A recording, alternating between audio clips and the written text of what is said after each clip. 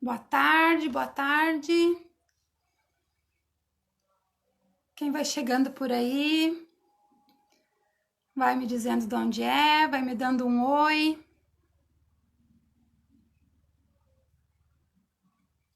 Boa tarde, boa tarde.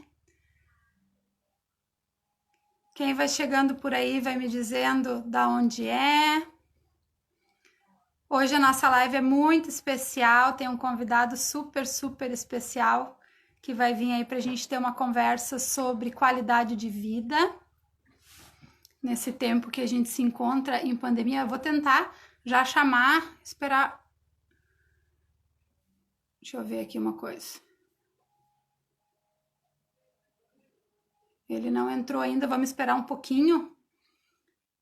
Estabelecer a conexão aqui para a gente poder chamar o nosso convidado. Tá, o áudio tá bom aí, pessoal? Estão conseguindo me ouvir bem? Ó, o nosso Carlos ali chegou, tá conectado. Vou fazer um convite para ele aqui, deixa eu ver se eu consigo. Deixa eu ver. Carlos tem que aceitar lá e daí já vai. Vamos ver se vai dar certo. Aí. Oi, tudo bem? Aí, boa tarde, como Tudo tá? bem, boa tarde. Tranquilo, tranquilo. Tranquilo? Bem, como é que tá aí? Tranquilo também. Bom, Pessoal, olha só, para quem tá chegando agora, tá? A nossa live de hoje é sobre qualidade de vida, né? Esse tempo de pandemia é um tempo difícil para todo mundo. Para quem precisa ficar em casa, muitas vezes é um desafio. Para quem tem criança em casa também é desafio. Para quem tem criança com alguma deficiência que acaba tendo que deixar as suas práticas, suas terapias, também é difícil. Né? Mas eu acho que como nós somos o adulto da relação, nós precisamos estar bem para poder fazer com que esse período passe da melhor forma possível, né? O Carlos é fisioterapeuta e ele pode estar nos ajudando a fazer uma reflexão quanto ao que a gente pode estar, as práticas que a gente pode estar fazendo para melhorar esse período, né? Então, Carlos, me diz da onde, conta pro pessoal o que tu faz, da onde tu trabalha, com que tipo de público você atua. bom, tá bom o áudio? Não tá dando Tá eco? bem bom o áudio, para mim aqui tá tudo ok. Tá bom. Bom, meu nome é Carlos, tá? Eu sou fisioterapeuta formado pela UBRA no início desse ano, né? Turma de 2019 do segundo semestre. Eu atualmente trabalho na Clínica de Fisioterapia Rio dos Sinos, né? Que é onde eu trabalhava já como estagiário no ano posterior. E atuo com um público diverso, né? Diferentes patologias, mas o maior público é traumato-ortopedia, né? Uhum, Também atendo pacientes a domicílio, né? Nesses pacientes uhum, incluem pacientes neurológicos com diversas sim. patologias, né? Tanto o AVC, um paciente que sofreu um AVE, né? O paciente com Parkinson, Uhum. as experiências que eu tenho atualmente com esses pacientes. E já tive algumas experiências também atendendo a parte mais infantil, né? Pediátrica. E como que a clínica de vocês lá está atuando agora nesse período de pandemia? Como é que tá os atendimentos? Como é que tá as terapias? Sim, a nossa clínica ela tem dois grupos de atendimento, né? É o convênio, parte do convênio, e a parte do SUS, certo? Nesse meio tempo, quando começaram as notícias, né, do Covid, quando começaram a falar dessas questões de uma restrição maior do contato social, de Uhum, contato, enfim, das precauções, das questões de higienização, muitos pacientes já eles espontaneamente buscaram ligar para cancelar os seus atendimentos, né? uhum, Mas a gente também, como uma atitude, né, os nossos responsáveis pela clínica, eles no mesmo instante já começaram a bolar a questão de uma nova agenda, com menos pacientes, atendendo cerca de 30% do número de atendimentos que a gente tinha no normal, né?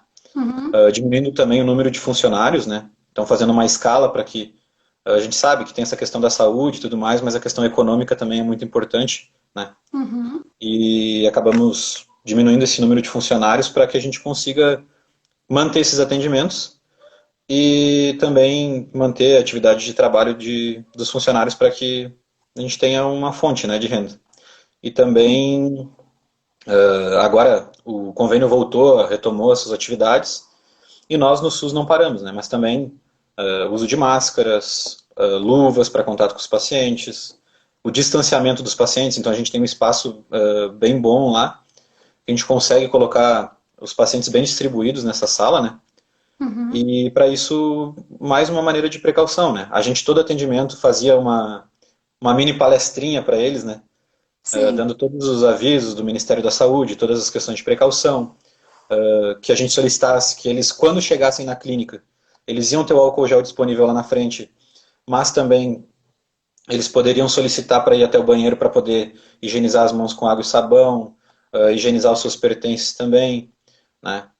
Até Então, porque sim, os atendimentos que os fisioterapeutas fazem é uma forma de qualidade de vida, porque também vem a exatamente, reduzir dores, vem a reduzir traumas, que se exatamente. a pessoa ficar sem esse atendimento, ela também pode, vamos dizer assim, dar um retrocesso no tratamento delas, né?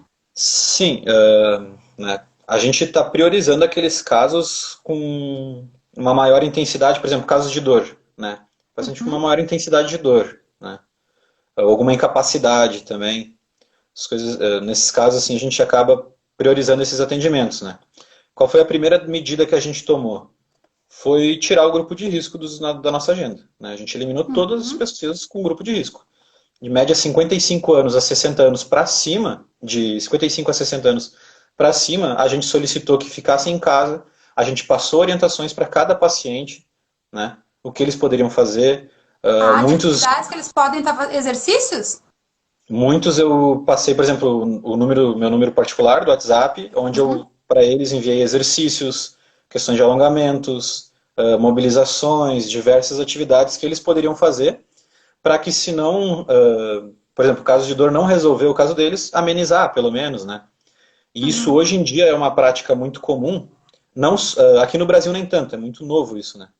Mas tem muitos fisioterapeutas que acabam trabalhando essa forma mais educativa com o paciente, né? Porque no Brasil, infelizmente, né, ainda, a gente tem uma prática onde, por exemplo, tu vai no médico, tu tem a consulta com o médico, e se esse médico não encostou em mim, eu já fico meio assim. Não me Sim. deixou falar, eu já fico meio assim. Então, enfim, esse diálogo que o médico às vezes não tem, né, é importante. E muitos fisioterapeutas falham também nessa questão do diálogo, né, em Uhum. diversas áreas. Mas o médico não encostou em mim, eu já tenho aquele negócio. Bah, será que ele é bom mesmo? Ele nem encostou em mim, nem me examinou. E aí, se ele não te tocou e não pediu o exame, então aí o médico não presta. Vai para O outro médico não médico. presta. Pode ter um currículo excelente, pode ter uma expertise profissional excelente, mas não presta, vai para outro médico porque ele não realizou o exame. Porque a gente precisa de exame, o brasileiro precisa de exame, né? Sim. Enfim, então muitos fisioterapeutas estão trabalhando nessa parte, que é a educação desses pacientes, né? Esse Trabalhar período na que a gente, prevenção, né? perfeitamente A gente não com essas precisa chegar orientações. ao pico de alguma coisa para a gente procurar uma ajuda de algum profissional, né? E esse Exatamente. período, acho que esse período de pandemia também entra bastante, assim, ó, porque o que que acontece? A ansiedade está tomando conta de muitas pessoas, né? Perfeito. E a gente não consegue ter uma visão de que existem, vamos dizer assim, três hemisférios, que é o que eu tenho que fazer porque eu sou obrigada a fazer, vamos dizer assim, eu sou professora. A minha mantenedora pede, ou vamos dizer assim, me dá a ordem de que eu tenho que dar aula remota. Bom, eu posso resolver esse problema? Eu posso não fazer? Não, eu estou recebendo a ordem para fazer. Sim. Não é momento de julgar se é certo ou errado, se eu vou ou não vou fazer. Então, se eu posso ou não posso fazer. Então, eu vou fazer. Bom, isso é uma questão. Fico ansiosa, fico estressada, fico dolorida porque eu não sei fazer isso, porque a gente precisa estar se reinventando a cada momento, né? Mas também existem coisas que não dependem da gente. Não depende de mim saber se o Covid vai chegar na minha cidade, se toda a minha cidade está tendo a precaução necessária, se todo o comércio, se todo mundo está se cuidando. Então, assim, eu penso que as pessoas precisam ter bastante esse cuidado para evitar o estresse e evitar, eu acho que também a questão das sintomatizando, né? E isso eu acho que, não sei se tu pode me corrigir se eu estou errada na questão da fisioterapia, as pessoas sintomatizam bastante o estresse, a dor lombar, dor isso, dor aquilo, em função do estresse, em função da ansiedade, em função de tudo isso, né? Essas situações que tu colocou, né? Muito bem colocado. Tipo, o que depende de mim, o que não depende, né? Determinação a se cumprir, como tu disse, professora, a mantenedora dá uma ordem, tu cumpre, né? Tu tem que fazer isso porque, enfim, por N motivos, N fatores, né? Então, o que depende de nós nessa fase, né, do vírus, né? A minha precaução pessoal, né? O meu cuidado pessoal. Então, eu higienizar bem as minhas mãos, evitar o meu contato com o rosto, aonde eu vou, o porquê que eu vou, né? Por exemplo, tem que ir no mercado, né? A gente sabe que tem que ficar só em casa, tem que ir no mercado. Tá, mas por que eu vou no mercado? É necessário? São coisas que são questões necessárias para a minha residência? Sim, então tá, então vamos ter esse contato e vamos se precaver para poder ir nesse local, né? Então, o que depende de nós são as nossas precauções, pensando com pensamento de sociedade, né? A sociedade ela tem que gerar, e isso é uma coisa que infelizmente no nosso país falta, que é um sentimento de corresponsabilidade, né? Corresponsabilidade social. Então, as pessoas não têm o conceito de sociedade, não têm o conceito que eu pertenço à sociedade. E para isso, independente de... E aí entra aquela questão, o que não depende de mim, né? O que não depende de mim é que o que as pessoas vão fazer, querendo ou não, o que os outros vão fazer. Então eu tenho que tomar as medidas corretas para que eu me previna até da atitude errada dos outros. Isso aí. Os profissionais de saúde competentes para uma vacina, alguma coisa assim. Então isso não depende de mim, seria um feito muito bom se isso acabasse acontecendo rápido, né, uma vacina, mas uma previsão média para uma vacina ser desenvolvida é 2 anos, né, de 1 a 2 anos. Então isso não depende de mim, né? E as determinações a se cumprir, né? Quando o Ministério da Saúde vai lá e fala que a gente não pode, os locais não têm que abrir, exceto os serviços essenciais. Então o que a gente tem que fazer? Se a gente tem um estabelecimento, se a gente tem um comércio, se a gente tem alguma atividade, a gente fecha. Simples. Mas aí economia e tudo mais, sim, isso são coisas a se pensar. Isso são coisas necessárias. Estratégias, né? O comércio acaba tendo que se reinventar. A gente tem que ter o senso crítico para essas situações, que é quando a gente recebe uma ordem, por exemplo, do Ministério da Saúde, para não abrir ou para não fazer alguma, enfim, os ou para ter os higiene, cuidados, né? Que nem agora tem muitas cidades que estão reabrindo o comércio, mas para ter o devido cuidado. De não achar que aquilo ali é balela, de não achar que esses cuidados não devem ser cumpridos, né? Perfeitamente. Eu hoje, por exemplo, hoje eu estou aqui em Gramado, na casa de um amigo meu, né, de uma ex-colega da faculdade, e aqui em Gramado alguns locais estão reabrindo, né? Entraram com esse critério que, bom, pode reabrir, né? Mas quais são os cuidados que eu tenho que tomar, né? Qual é a importância desses cuidados, né? Então, assim, tu tem que ter o senso crítico para analisar a situação e dentro desse senso crítico, é tipo assim, me deram a ordem, como a tua mantenedora pode te dar como professora. O Ministério da Saúde deu uma ordem. Então tá, então eu tenho que acatar, tá? Só que com o meu senso crítico eu vou ver, dentro dessa ordem que eles deram, não é achar uma brecha para que o meu negócio funcione, mas é achar um meio que dentro dessa situação o meu negócio funcione. Sim. Né? Que às vezes, infelizmente, não tem como. É isso aí. Gente, se alguém tiver alguma pergunta, se alguém tiver alguma dúvida, pode deixar aí no chat que a gente vai tá respondendo na medida do possível, tá? Ó, o dono da casa até comentou aí agora, o Bruno Becker. E aí, Bruno, vamos participar da live aí, vamos entrar junto.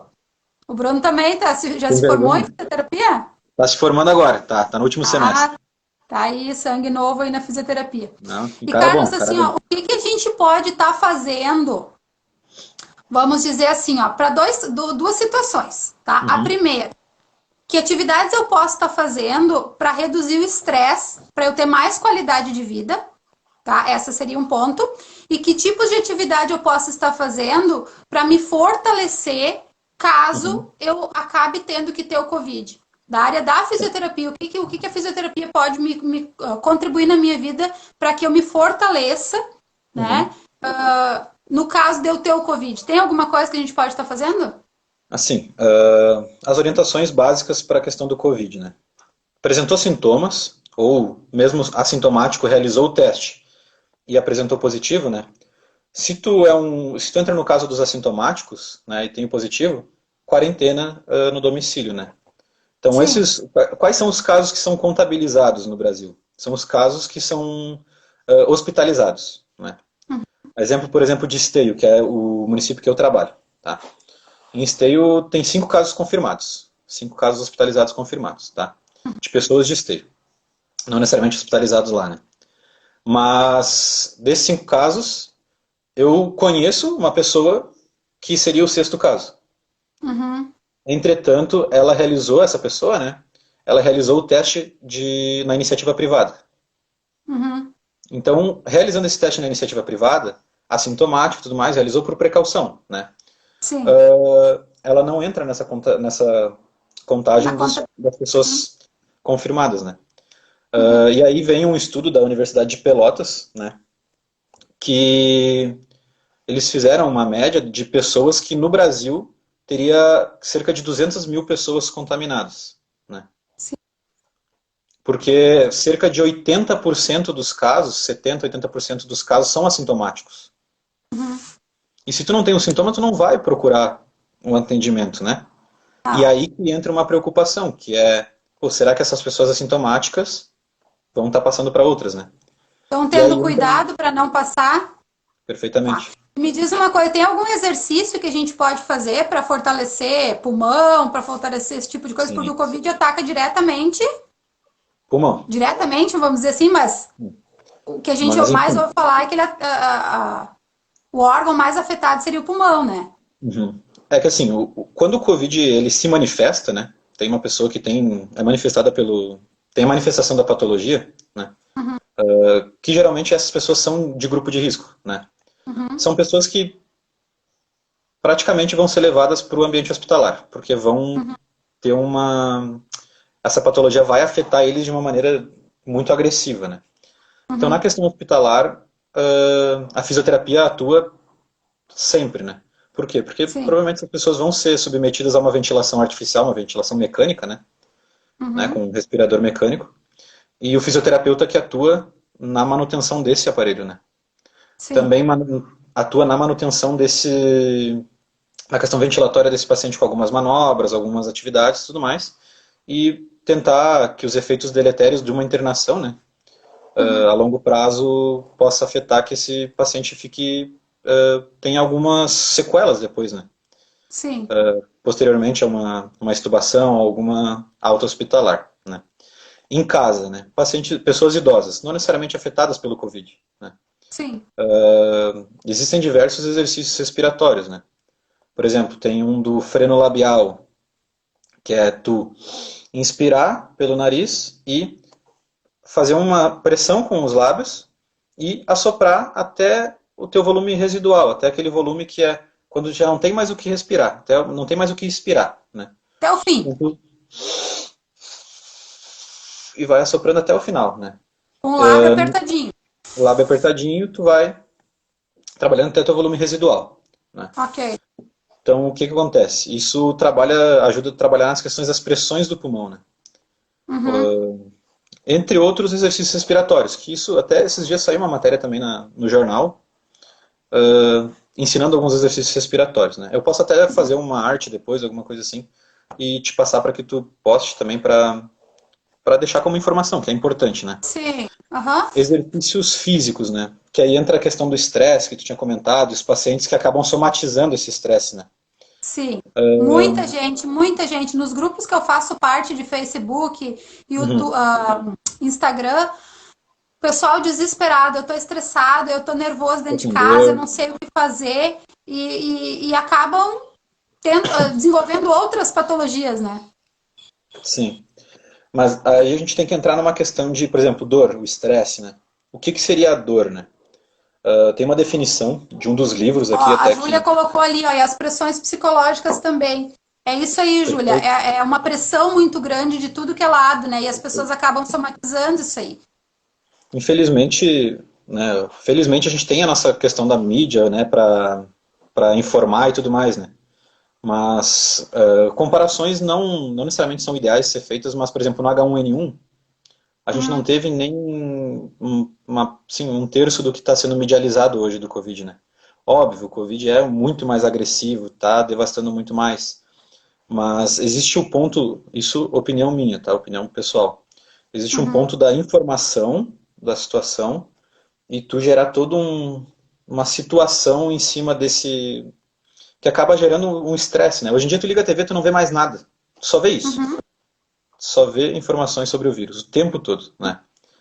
Então isso a pessoa só E em casa, às vezes informações a pessoa negativas, né? Informações negativas, porque do exatamente, mesmo modo que levou muita gente, que está levando muita gente, que a gente tem que sim exatamente, tomar cuidado, que a gente tem que sim tomar as precauções, mas também tem muita gente que se salvou, né? Que teve muita gente que estava ali exatamente, em exatamente. coma já e acabou conseguindo Exatamente. sobreviver, né? Então esse tipo de coisa é Se eu menos não me engano, na Itália, a exposto. primeira paciente que se salvou foi com mais de 90 anos. É Sim. engraçado isso, né? Mas são notícias que, claro, muita gente morre, isso é extremamente triste, né?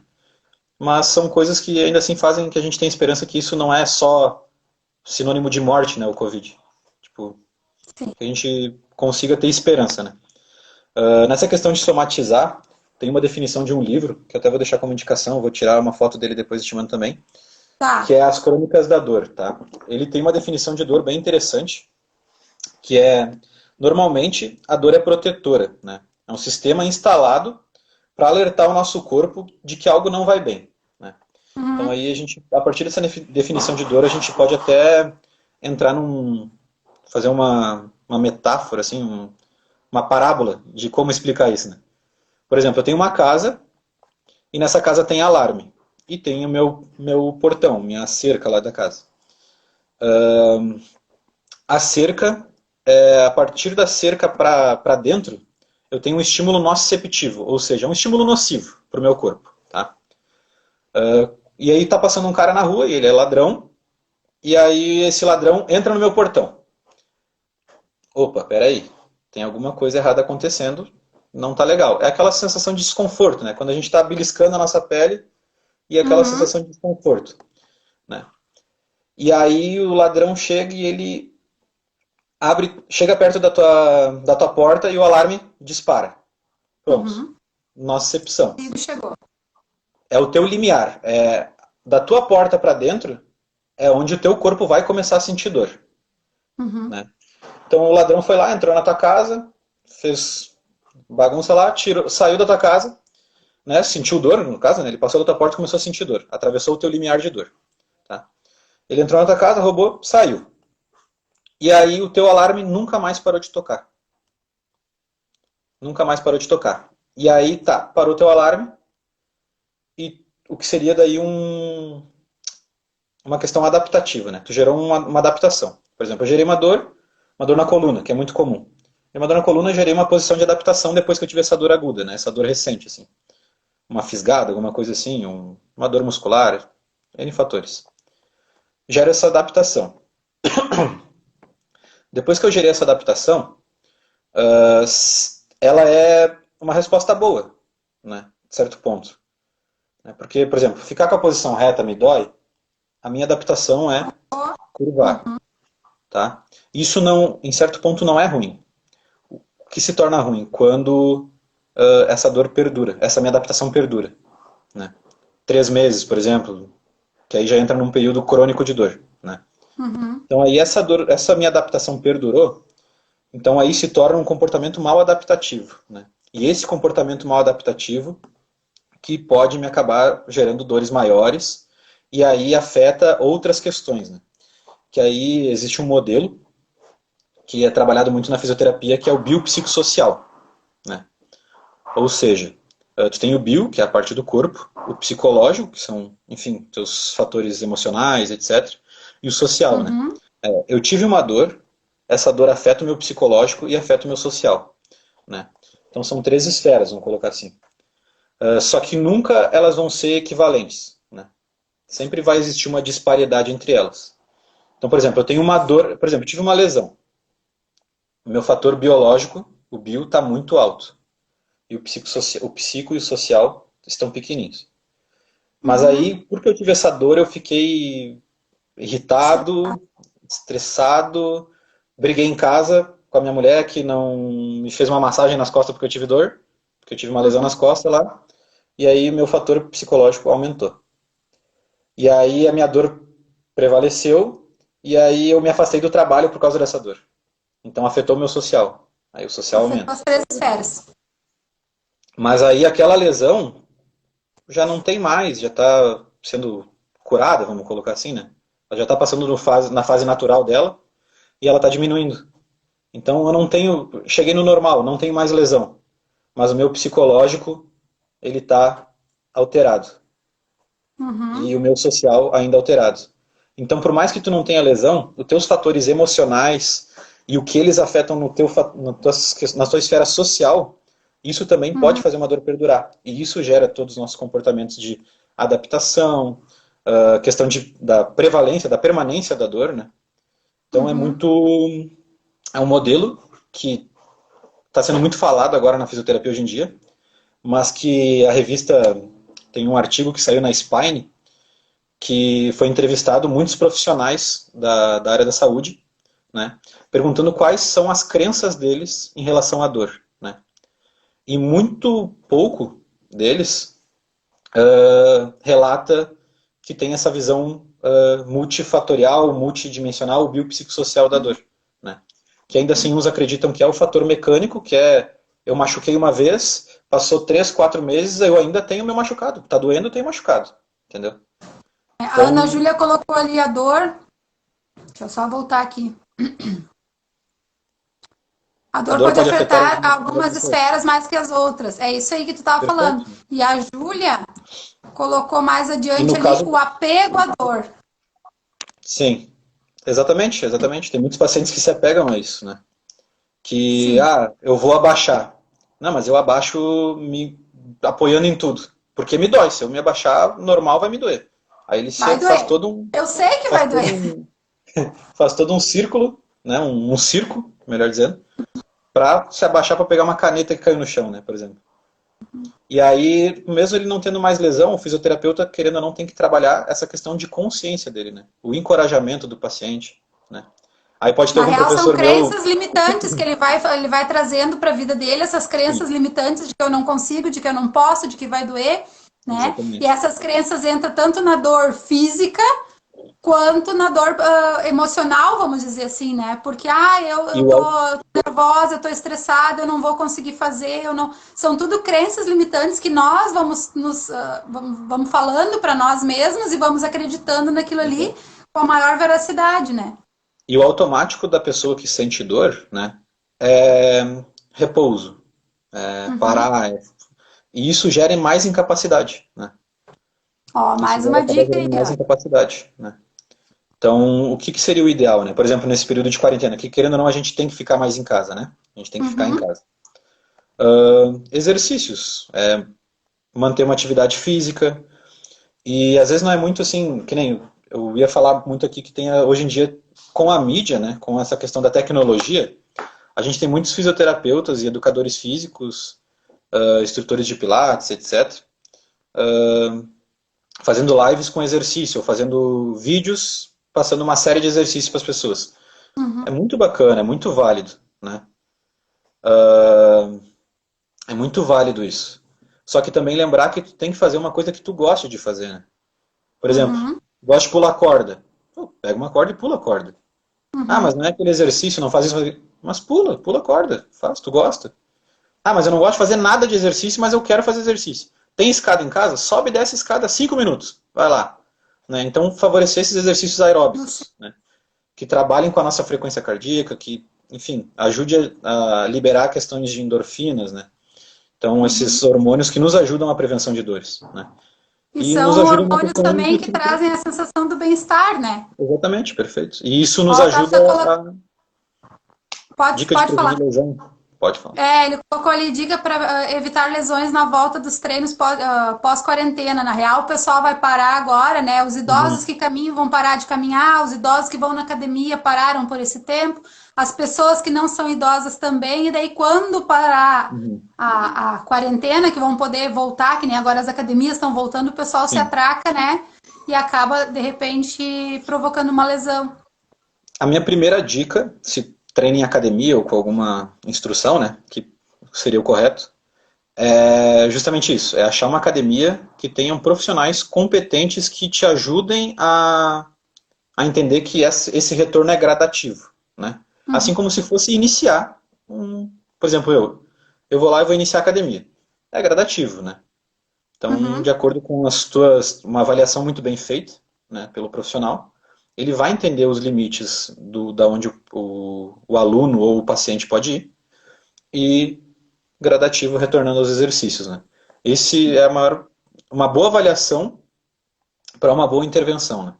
Então, o educador físico na academia, o fisioterapeuta, né, com pilates, etc., ele realizando uma boa avaliação e entendendo as questões dos limites e a condição do paciente e do aluno, ele vai saber como conduzir os exercícios para que não gere lesão e que otimize mais ainda esses resultados do indivíduo no treino, né? A Ju perguntou como adaptar um treino para realizar sozinho em casa sem gerar nenhuma lesão. É um treino guiado, né? Buscar algumas informações, né? Profissionais sérios que trabalhem nessa questão da mídia online e tudo mais, né?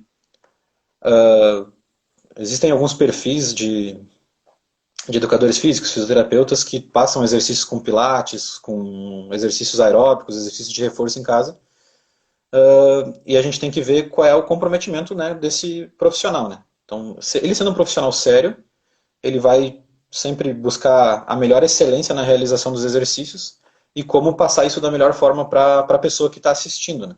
Então é isso, é buscar um bom profissional, ver uma boa referência desse profissional na internet, né, online, e a partir de ter essa boa referência desse profissional, ter o início dos exercícios. E compreender o seu limite também, né? A pessoa tem que ter um senso crítico, né? Essa questão de exercício também é muito delicada, porque tem muitos idosos em casa que gostariam também de iniciar exercícios, né? E aí tu pegar e indicar assim, que nem eu falei, por exemplo, dei o exemplo, sobe escada e desce escada 5 minutos lá, né? A gente acredita que uma pessoa saudável, né, não vai gerar nenhum perigo, nenhum risco para essa pessoa, né? Mas daqui a pouco é um idoso que tem alguma comorbidade, alguma alteração cardíaca, respiratória, alguma patologia associada, que não seria o recomendado. Ele não vai saber, talvez, o limite dele, alguma coisa assim, pode gerar risco para ele, né? Então, o que seria o melhor? E aí também é um ponto da gente observar também a questão das atividades online, né? Porque, afinal de contas, o profissional que está ali te indicando algum exercício, indicando atividade, ele não sabe a tua condição. Então, da responsabilidade que a pessoa tem de saber o seu limite. Exatamente. De repente, o meu limite, eu sou uma pessoa que se eu subir e descer a escada 5 minutos, eu tô com 2 palmos de língua de fora, porque eu sou uma pessoa sedentária. Eu sou uma pessoa que não faz exercício nunca. Exatamente. Sabe? Faço até uma caminhada daqui até o CTG, perto aqui da minha casa, que dá 1 quilômetro para ir, 1 para voltar, e na volta, que tem uma subidinha, eu já chego em casa morrendo. Sabe? Então você tem que reconhecer o nosso limite. Tu tem a questão da pneumonia que tu teve recentemente, né? Ano passado eu tive pneumonia. Exatamente. Então é essa questão de alterações respiratórias que pode ter, né? Então tu teve um problema respiratório, tu te internou, tu ficou um tempo internada, né? Eu te passei alguns exercícios para fazer em casa, questão respiratória, que por sinal também não anda fazendo, né? Mas enfim, já cobrei. E quem tá aqui na live ou vai assistir depois no replay, porque essa live eu vou baixar ela e vou deixar disponível no YouTube depois. O Carlos sabe todas essas minhas particularidades, porque o Carlos é meu filho, tá, gente? Então, por isso que ele sabe que eu tive pneumonia, por isso que ele tá puxando a minha orelha, que eu não faço os exercícios, que eu achei que os exercícios era só quando eu estava com pneumonia, que agora eu não preciso mais. Então, tu teve uma patologia respiratória, né, que é séria, né, e isso gera sequelas, né, querendo ou não, diferentes graus. Enfim, pode ser pouco, pode ser muito, mas Antes tu não sentia esse esforço respiratório que tu tem para fazer essa tua caminhada. Hoje tu sente. E outro quadro também, porque eu fui fumante, né? Durante muitos anos. Então, isso Exatamente. também já é um quadro que agrava também. Sim. Então, né, tem que ter esse cuidado, né?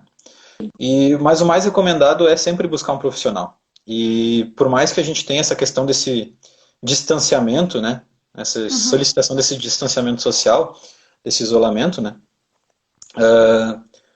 se tu tem essa questão de que não é tão urgente assim, bah, eu tenho uma dor, eu tenho um desconforto, né, mas não é aquela questão urgente, né, geralmente eu tenho alguns fisioterapeutas que eu conheço que ainda estão em atividade, mas que Uhum. estão acolhendo, né, vamos dizer, acolhendo esses atendimentos, essas novas avaliações de casos de pacientes que seriam pacientes de emergência, né. Uhum. Então, é uma visão, né. Por exemplo, lá a gente trabalha com SUS, então os encaminhamentos ainda estão acontecendo. E a gente está priorizando aqueles pacientes que, teve uma fratura do fêmur e realizou uma cirurgia. Ele não Precisa. pode ficar sem fisioterapia, porque os efeitos de uma atrofia no músculo, né, de uma perda de massa muscular de um paciente que fica acamado, que ele vai ficar acamado nos primeiros dias, querendo ou não, se ele não tiver uma orientação, podem sim gerar uma dificuldade muito grande para ele depois, né?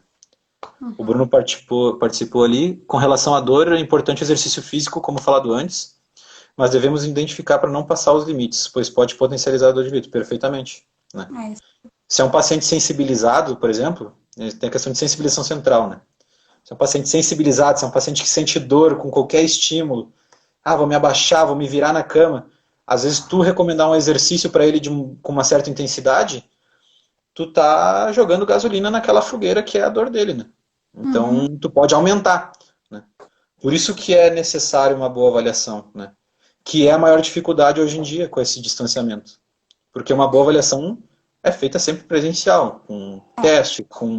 As terapias, a gente viu ali que teve muito conselho, né, que acabou liberando a questão dos atendimentos online, né, Consulta de fisioterapia psicológicos, foi um deles, né? fisioterápicos, psicopedagógicos, esse tipo de coisa, mas a gente sabe que, assim, ó, tu dar sequência a uma atividade que tu tá fazendo é uma coisa, tu iniciar uma Perfeito, terapia é outra, porque tu precisa fazer toda uma avaliação, toda uma perfeito, anamnese, toda uma observação que a tela não nos permite, né? perfeito. Querendo ou não, ela não nos permite. E geralmente o paciente de dor, né? Esse paciente de dor é um paciente que, como eu estava falando antes, às vezes é um paciente que não tem lesão, tem uma mal adaptação que está gerando essa dor nele, Uhum. e esse paciente, no jeito dele, no gesto dele, ele já expressa muita coisa, Sim, né? E a avaliação presencial, tu nota muito isso nos pacientes, né? sim. O movimento que ele faz no corpo, o jeito que ele senta, o jeito que ele se expressa contigo, o jeito que ele te olha, né? Tudo isso a gente consegue identificar numa avaliação presencial. Tudo isso a gente consegue avaliar, É verdade. necessário avaliar, né? É necessário avaliar E isso. tudo isso que vai dar o norte pro tratamento, né? Perfeito. E E eu aí acho que pode assim, ter algum professor meu falando assim, tá olhando a live e tá falando assim, lá vai o Carlos dizer que a dor é psicossocial, lá, não sei o quê. Meus professores, se acalmem, a gente sabe que a dor é multifatorial e tudo mais, mas tudo, também. tudo é necessário ser avaliado. Tudo é necessário ser avaliado, né? E aí aquele estudo que eu comentei, que muitos profissionais não abordam, não acolhem o modelo biopsicossocial, né? E que acreditam que a dor é mecânica, por exemplo, Uhum. muitos deles também acolhem, mas acreditam que o fisioterapeuta não é capaz de praticar esse módulo, né? Esse modelo, né? Que de fato, sozinho é difícil, né? Tu consegue Uhum. conhecer, saber o que pode estar atingindo esse paciente, né? Quais são os fatores que estão atingindo esse paciente, mas tu também consegue, quando tu acolhe esse modelo biopsicossocial, tu acaba tendo uma nova referência de atendimento, né? Então, tipo assim, o meu paciente, ele tem, tô atendendo ele, fiz avaliação nele e tudo mais, mas aí daqui a pouco no meio do atendimento, eu conversando com o paciente, dialogando com ele, ele refere sei lá, um relato de pensamento suicida, que é um Uhum. extremo, por exemplo. Pô, esse cara não tá precisando só de fisioterapia, esse cara tá precisando de acompanhamento psicológico também, psiquiátrico, Aí é dependendo. uma equipe multidisciplinar que tem que fazer todo Exatamente. o tratamento, né? Então, daqui Não a é pouco, só o um fisioterapeuta profissional não para. acolhendo o biopsicossocial, o multidimensional, né? Ele não vai ter essa capacidade de, daqui a pouco, reconhecer. Eu posso ir até aqui. Daqui para Uhum, cá, é outra pessoa, né? é. Então, tu acolhendo esse modelo, tu sabe os teus limites, com base na tua avaliação, e esse modelo, ele ajuda tu a reconhecer o teu limite de atendimento, né? Até onde tu pode ir, e até onde um outro profissional de uma outra área vai ser eficaz e vai melhorar o teu E na atendimento. real, isso é em todas as áreas, né, Carlos? Porque que nem nós na educação, a gente tem coisas que nós, professores, conseguimos avaliar, conseguimos fazer, mas tem momentos que a gente precisa de um fisioterapeuta, que a gente precisa de um fonoaudiólogo, que a gente precisa de um neurologista, que a gente precisa de outros profissionais para dar o suporte para que a gente consiga ter uma evolução com aquela criança. E isso na fisioterapia também, né? E a gente fala muito do fator emocional, por exemplo, né? Mas às vezes o fisioterapeuta, uma coisa boa que o fisioterapeuta pode fazer é encaminhar um paciente para um nutricionista. Uhum. Nutricionista. Ah, mas nutrição vai cuidar da comida, o que que isso vai afetar? Daqui a pouco o paciente tem a questão da obesidade e tudo mais, ele mostra alguns sintomas de estresse e tudo mais, mas enfim, A Júlia pediu ali, ó, Carlos, tu consegue explicar esse modelo? aplicar esse modelo atendendo no SUS, pelo É. SUS, Uhum. eu atualmente eu consigo. Né? Nas minhas avaliações, eu tento entender todo o quadro do paciente. É claro, né? O SUS, né? A gente consegue atender bem esses pacientes na nossa clínica. Tem as suas limitações, né? Infelizmente o nosso sistema de saúde tem as suas limitações, né? Mas tu consegue aplicar, se não na tua avaliação, fazer toda essa análise, toda essa avaliação para saber quais os fatores estão afetando, enfim, no decorrer dos atendimentos tu consegue, no diálogo com o paciente, ir analisando isso, né? E saber que, bom, muitos pacientes, nesse questão de, vai fazer quase um ano que eu estou ali na clínica, já perdi a conta de quantos pacientes eu encaminhei para psicólogo, né? Psicólogo, ou às vezes uma outra coisa, né? Por exemplo, tem um paciente que ela era muito rígida, ela sentia sempre muita dor e tinha dificuldade para fazer muita coisa, né? E aí não conseguia evoluir com ela, né? Naquela questão de, mas ela tem uma fraqueza muscular, né? Avaliei a questão dela de força. Ela tem uma fraqueza muscular, mas ela parece que não ganha, parece que não tem aquela dificuldade. Aí eu comecei a conversar com ela, né? E analisando ela, assim, sempre muito sisuda, né? Muito fechadinha, né? Às vezes fazia uma brincadeira, assim, ela não tinha muita expressão. Aí eu perguntei, fulana, a senhora já procurou um neurologista? Não, por quê? Ela, não, porque eu, analisando a senhora, né, avaliando e tudo mais, eu acho que seria interessante a senhora procurar um neurologista, né, porque, enfim, as questões da rigidez da senhora e tudo mais, ela, mas tu acha que pode ser uma coisa mais séria? Aí eu, bem assim, eu prefiro que a senhora procure antes, veja o que o seu neurologista vai lhe falar, e depois a senhora retorne pra gente conversar. Ela foi no neurologista, ela estava com Parkinson. Estava com Parkinson. Começou a administrar a medicação, parou as dores, começou a ter mais mobilidade corporal, a gente conseguiu fazer um tratamento muito mais direcionado para o Parkinson, entendeu? Então, tipo, tu entender até onde tu pode ir. Tipo, eu não tô ganhando com ela, eu não tô ganhando com a minha paciente. Ali foi o limite que eu cheguei. E eu cheguei para ela e falei assim, eu preciso que tu vá no neurologista.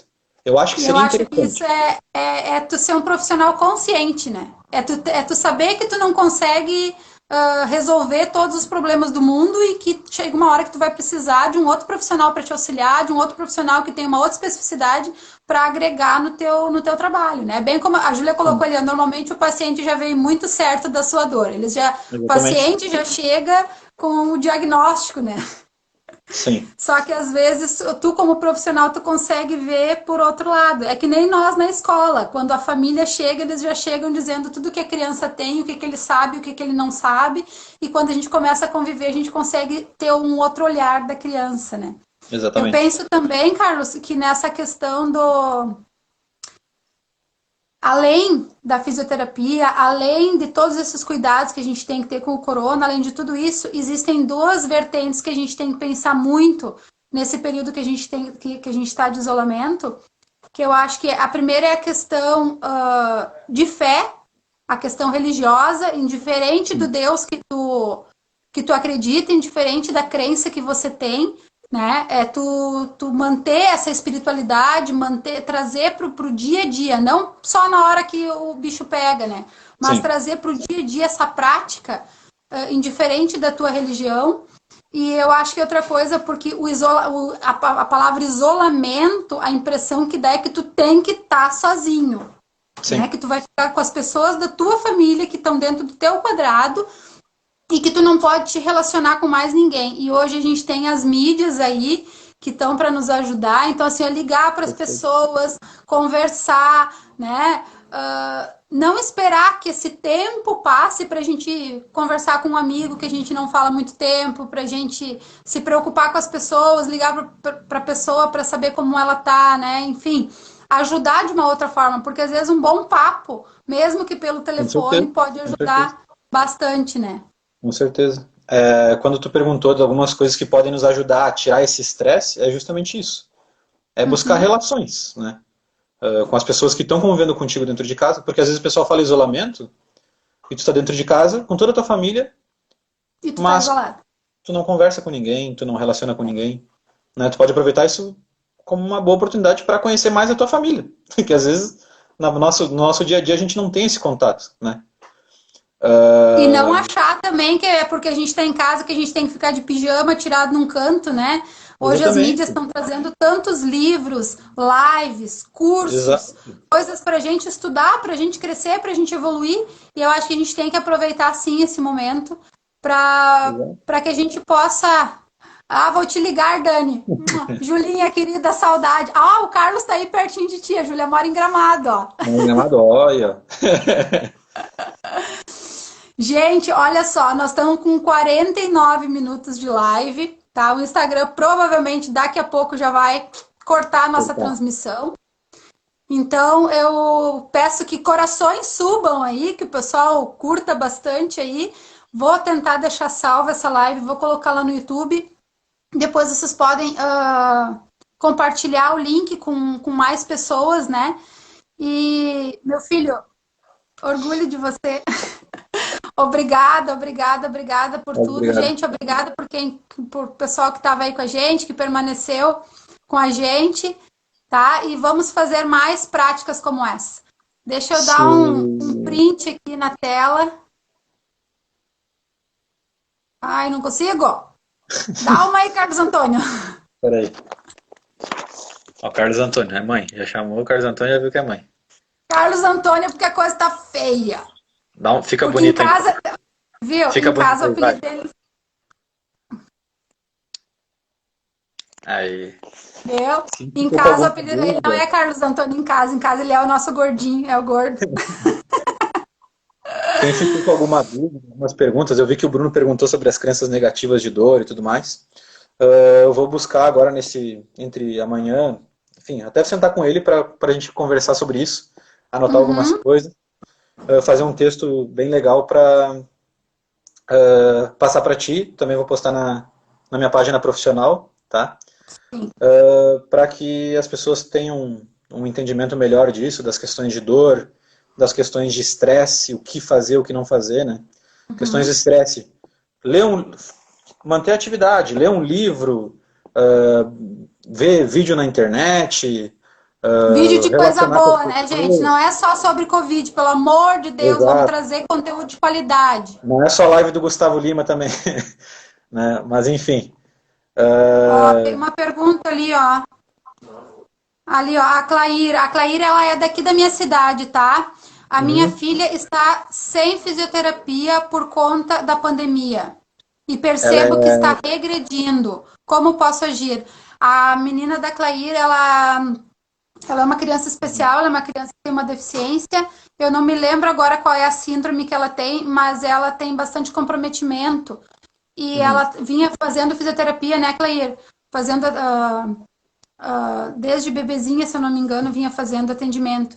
E antes o Carlos comentou na questão, assim, ó, de repente conversar com o fisioterapeuta, já que agora o pessoal tá voltando, né? manter o cuidado com máscara, com luva, com álcool gel e conversar com esse profissional, porque assim, ó, numa live que eu fiz essa semana, Oi? Para ver a possibilidade do atendimento. Não tendo a possibilidade do atendimento, que pelo menos tenha orientações desse fisioterapeuta para que ela possa estimular essa criança, né? Que é como a gente está fazendo na nossa clínica. O paciente, alguns pacientes pediátricos ainda estão sendo atendidos, né? Uhum. E a presença dos pais, não só a mãe, não só o pai, mas os dois, né? Uhum. No atendimento é fundamental, né? Porque o pai aprende muito nessas atividades. O pai que vai e acompanha, ele aprende muito nessas atividades. E o fisioterapeuta que estiver atendendo, ele tem que sim orientar os pais em atividades que eles possam estimular. Do que pode estar sendo feito em casa, né?